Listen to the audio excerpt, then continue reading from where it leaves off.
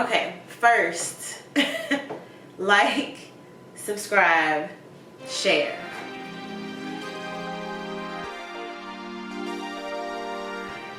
Alrighty, it's a new week and it is the same us. We hope by now you all know that my name is Kanisha and her name is Sylvia. And if you haven't figured that out yet, go to our page, like and subscribe, and check out some of our other videos where you can learn a little bit about us and them.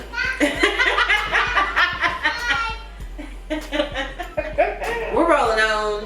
This week's discussion, Kanisha is talking a little bit about identity. This is part 1 because it's a big topic, and she's going to share her story. Later on in part 2, we're going to share part of mine, and just roll with us. And I don't have anything else to say after that. We tired, y'all. It's been a day. We're tired. It's been a day. But we're rolling on for y'all. We're doing this for you. Me and my husband were shopping. I was shopping. I just asked him to come along. And I was trying to find something to wear. And I was noticing how a lot of the clothes that I was finding, for whatever reason, something was wrong with it. Either it was too tight, or it didn't fit right, or whatever. It was too short, it was too long. I just couldn't make it right anyway. I was trying. And I noticed an outfit that was on a mannequin, and I liked it. I thought that it was nice. It didn't fit me nice, but it looked nice on the mannequin. So I was talking about that to my husband, and he pointed out a picture, or ad I should say, that was up in the store, and how the person was dressed. And he was like, look, see, they're showing you how to dress. And I was thinking, yeah, I just looked at this mannequin, tried to duplicate the outfit that I saw on the mannequin. No, it didn't work for me.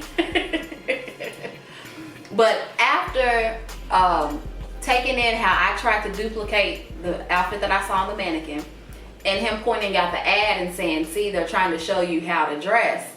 And later on in thought, when I was by myself, just processing my day, I went back to that conversation and I said, wow, the world really does try to give us a mold in which we are supposed to fit in.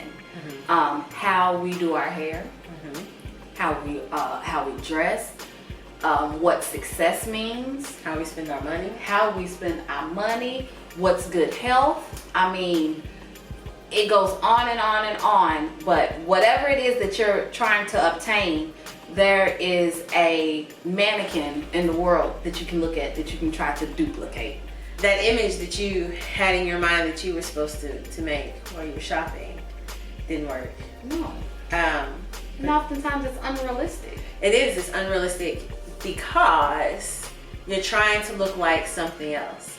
And that's the challenge, is it's not showing you how to be you. It's showing you how to be what they want you to be. Exactly. So you're trying to take on the identity that the world wants to give. Because this is the standard that the world has set. This is what I'm trying to obtain. And I'm not trying to live to the world standard. I'm trying to live to what God would have me to be, and the standard that God has set for me, and the path that God has set for me. And what is beautiful according to God may not be beautiful according to the world. Or what is of good success, that's the way the Bible describes it. What is of good success according to the world may not be of good success according to the Bible. So just keeping in mind how everything that you can correlate to the Bible, there is another side to it in the world. Now, when I got to looking about trying to find out how to obtain my identity in God, because I told you we can always find it in the Word, as long as it works. And it took me to Adam and Eve, to the very beginning, all the way back in creation. That's how far back it went. Even though it's not the only place you see it. But I'm going to talk to you about what I got out of that.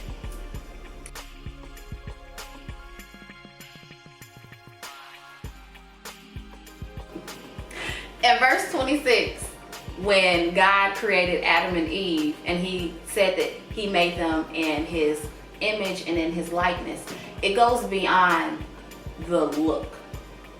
It's not so much that God looked like a man and a woman. It's not the point that we're trying to push across. But instead, the qualities that God carried, he put inside of Adam and Eve. They were made in his image and in his likeness. And then when he said that he made them in his image and in his likeness, he even gave he gave Adam a job. He said, this is what I want you to do. So he told him what he wanted him to do, and he even put the qualities that he needed in him to fulfill the things that he needed to do. So when he made Adam, he told him who he was and his purpose. Exactly. And that was established from the beginning. And then after he did that, he said that it was very good.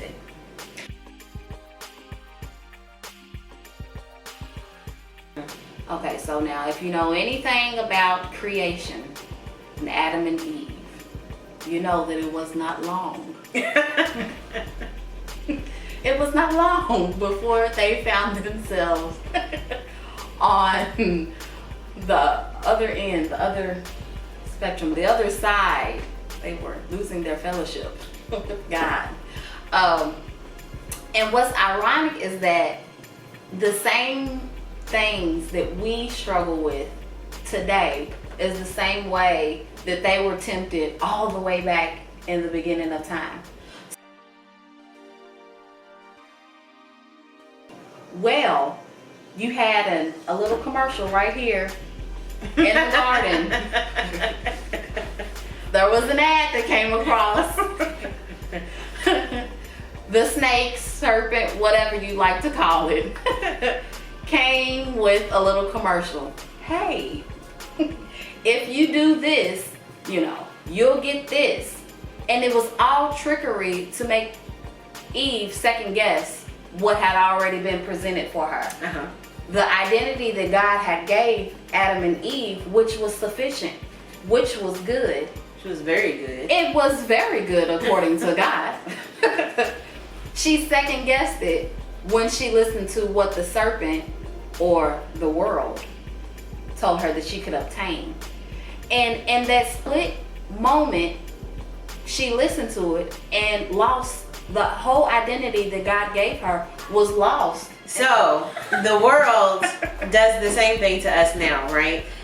It is not always us going after things that are bad. We're trying to improve, or we're trying to do what's right, and they paint it in pretty colors and make it look nice and tell us that if you do this, you can have this and it will be good. And so that's how we get into a lot of the pitfalls that we have now. We haven't learned from the garden. Everything that glitters ain't gold. Nope. And we still chasing the glitter and the sparkly, are trying to do what's right, even though we may have sometimes been warned. And we was just like connected in the mind just right there. But because that's what I was gonna say, you get the warning and sometimes you still won't take heed to it. Because they were warned in the garden. Right. And then they questioned it. How many times have somebody told you, I don't want to do that, not gonna turn out right, this, that, and the other, and you like, oh, well, that ain't gonna be me. And guess what? It's you. It's you. And so we have to be strong in our identity. That's what we can learn. To know that what we've already been told by the Lord is right, and it is true. So that when the world waves it in front of you and says, try this, it tastes good, or go this way, you'll have a prize at the end, you're not tempted into that. Adam and Eve gave up the identity that God gave them for the possibility of something being better. Because it was just a possibility, because at the point they didn't know. But they were banking on the fact that it was going to be better because they were going to be like God.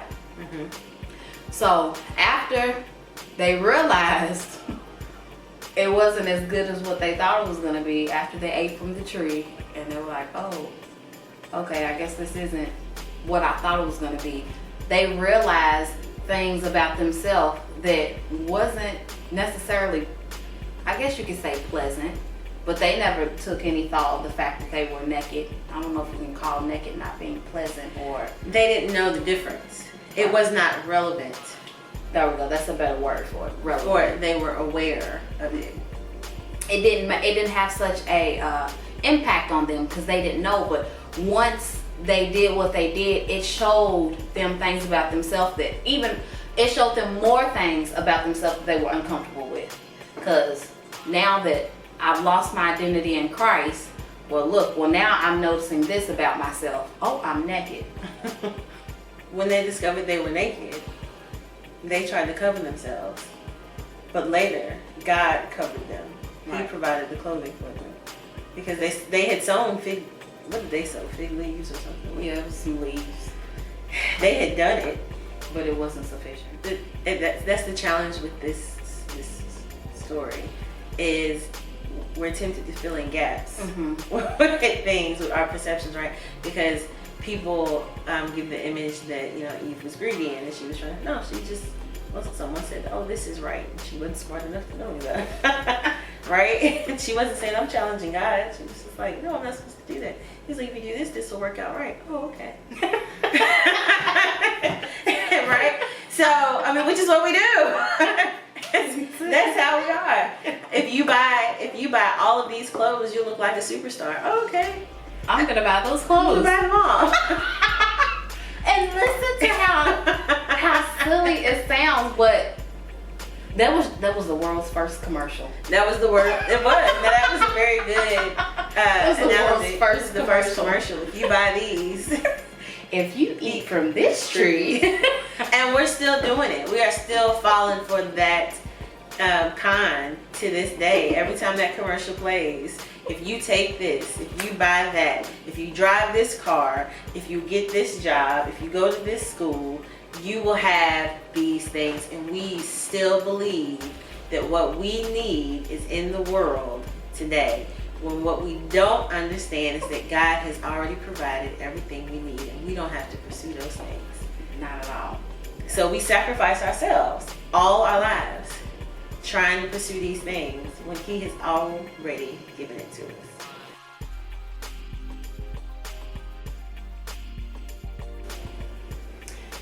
Because sin entered the world, we don't start our life off in fellowship with Christ. It's somewhere that we have to get to. So the way that I find myself in fellowship with Christ is by giving Him my life.